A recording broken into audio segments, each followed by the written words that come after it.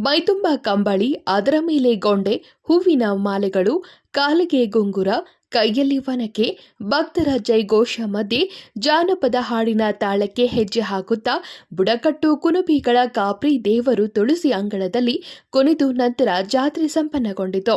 ಮಧ್ಯಾಹ್ನ ಆಗುತ್ತಲೇ ಕಾಪ್ರಿ ದೇವರ ಇಬ್ಬರು ವೇಷಧಾರಿಗಳು ಒಂದು ದೇವರ ಮನೆಯಿಂದ ಇನ್ನೊಬ್ಬರು ಹೊರಗಿನಿಂದ ಬಂದು ತುಳಸಿ ಕಟ್ಟಿಯ ಸುತ್ತಲೂ ತಾಳಕ್ಕೆ ಹೆಜ್ಜೆ ಹಾಕಲು ಪ್ರಾರಂಭಿಸುತ್ತಾರೆ. ಬುಧವಂತ ಪ್ರಮುಖ ಕೃಷ್ಣ ಮಿರಾಶಿ ತಂಡ ಜಾನಪದ ಒಗಟಿನ ದೇವರಿಗೆ ಕುಚೇಷ್ಟೆ ಮಾಡುವ ಹಾಡುಗಳು, ಭಕ್ತರನ್ನ ಕಾಪಾಡುವ ಪರಿಗಳು, ಕೊನೆಯಲ್ಲಿ ದೇವರಿಗೆ ಹೇಳಿಕೆ ಮಾಡಿದ ನಂತರ ನೂರಾರು ಭಕ್ತರಿಂದ ಕಂಬಳಿ ಹರಕೆಯನ್ನ ಸ್ವೀಕರಿಸಿದ ನಂತರ ಕಾಪ್ರಿ ವೇಷಧಾರಿಗಳು ದೇವರ ಮನೆ ಸೇರುತ್ತಾರೆ.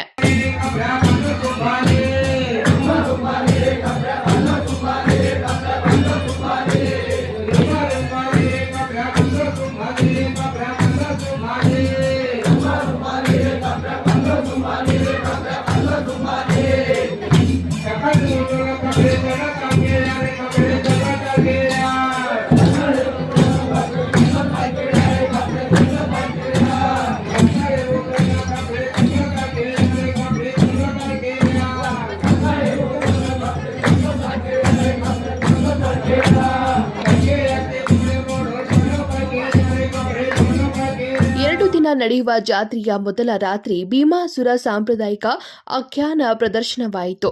ರಾತ್ರಿ ಪೂರ್ತಿ ಜಾಗರಣೆ, ತುಳಸಿ ಪೂಜೆ ಮಾಡಲಾಗಿದೆ. ಶತಮಾನಗಳ ಹಿಂದಿನ ಬುಡಕಟ್ಟುಗಳ ಜಾನಪದ ಸೊಗಡು, ಸಂಸ್ಕೃತಿ, ಸಂಪ್ರದಾಯದ ರೂಪಗಳು ವಿಶೇಷವಾಗಿವೆ. ನಿಖಿಲ ಸುರ್ಕಾರ್, ಕೆಎಂಎಂ ಕನ್ನಡ ನ್ಯೂಸ್, ರಾಮನಗರ್.